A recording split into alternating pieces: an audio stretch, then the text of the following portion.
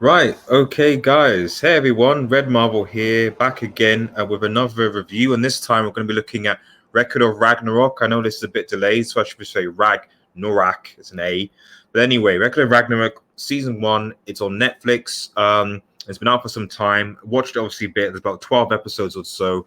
Going to get into the review. But before we get into it, if you need to try to like, share, and subscribe to Red Marvel, follow us on Twitter at Red Marvel 10, and obviously we've got a Twitch channel as well. Make sure to head over. Links are in the description. So please show me support. Really appreciate it. Anyway, Record of Ragnarok. Now, it's very interesting. I think overall it was okay. I had some qualms, but before I get into kind of like what I liked, what I didn't like, I mean the basic premise for those who haven't watched it, and obviously spoilers. If you haven't watched it, spoilers. Please, if you haven't watched it, there are spoilers, so just bear that in mind.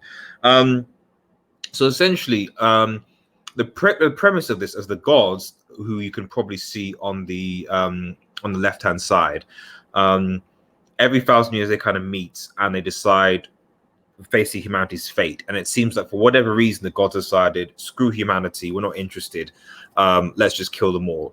And then Valkyrie, who's the lead protagonist of this movie, basically comes and says, "Hey, on behalf of humans, the best way to deal with this is a sort of a competition." And effectively, she baits Zeus, who's the middle guy, grey beard guy, into this kind of competition thing. Zeus is a perv, by the way, in this. And essentially what happens that she selects, or Valkyrie selects, how many, humans, about 12, 13, representatives of humanity that will fight against the gods.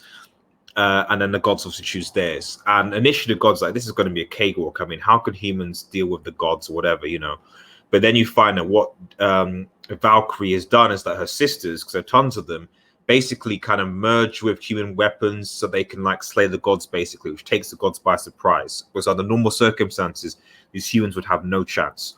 So in this first season, you go by, it's basically based around 3 specific fights. So the first fight is basically Lao Bu, who's basically, I think it was a Chinese military general. I think in the late Eastern Huan dynasty of Imperial China, and he goes up against Thor. Now, with the Thor that I know, it should be no chance. And fair play, this guy read a bit of history. He was a good fighter. And like I said, the Valkyrie weapon, he goes, powers them up. He has a good shine. He's got this good army behind him chanting and stuff. But ultimately, he's no chance to Thor, the guy that is in the red-haired guy. And Thor claims the first victory ultimately for the gods. In the second fight, the guys in the middle, you basically have Adam, who's basically obviously the first, human, versus Zeus. And that fight is quite close. I'm gonna. There's a small criticism I'm gonna go into later. And they face off, and then ultimately Adam loses, which is it's not great to see, and obviously passes and dies. This is a fight to the death, by the way, like to die. So, and then you have the most interesting one, which to me didn't make sense, which was you have Poseidon, who, according to folklore, has the same power as I think he's Zeus's brother. So the same power as Zeus. In some places even more powerful than Zeus. And you get that impression when Poseidon's announced, like, this guy's a don. And yet somehow he's beaten by Kojiro Sasaki, who, fair play to him. He was a famous Japanese swordsman back in the day. And it just seems that, and his sort of power ability was kind of like learning through failure. So he would kind of like plan an attack and kind of figure out, what he should do next. And it was just essentially constantly figuring out and like almost, 1 step, 2 step, 3 step, etc. And by doing that, he basically was able to overpower Poseidon and somehow kill him. And then it pretty much ends there. And then it ends with the 4th fight going to next season being between Jack the Ripper and I think who was that? I think Jack the Ripper and Hercules. That's it. Yeah. Overall, it's entertaining, man. It's entertaining. It's fun. The fight scenes are pretty cool. I don't think you should really think a lot about the plot or even just like if the fights make any sense, to be honest, because if I'm honest, I think out of all of them, with given the abilities, I think Adam should have won his fight. I didn't quite understand. There's a part in the Zeus fight where he destroys Zeus, and then Zeus is out for like a good 10 minutes, and then somehow Zeus comes back, and Adam loses because he burns out because he keeps on countering. And it's like, but he's not taking any damage, and yet Zeus is taking tons of damage and isn't burning out or whatever. Like that bit confused me really.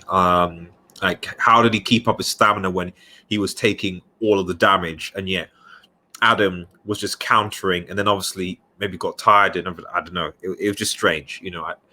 And also in that fight, but when Zeus was down for 10 minutes, I don't get why Adam couldn't cool down, and so that fight was weird.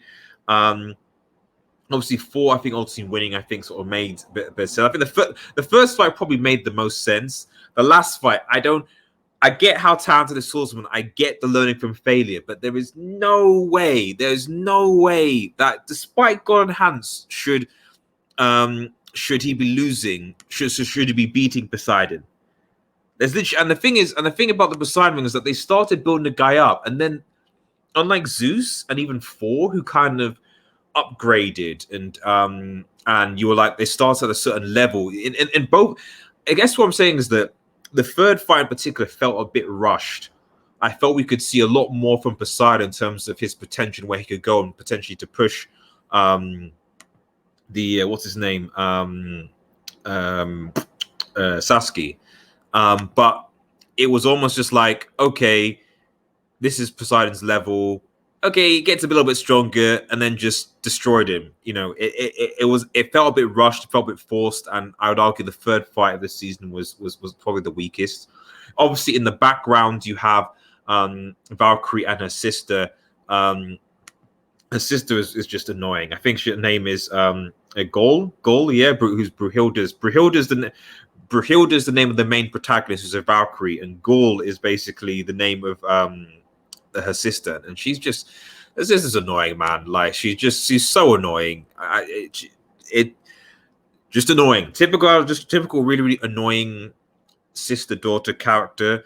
Brunhilde is particularly interesting. She just seems to have a grudge against the gods and wants it out on them. Fair play. She does her thing.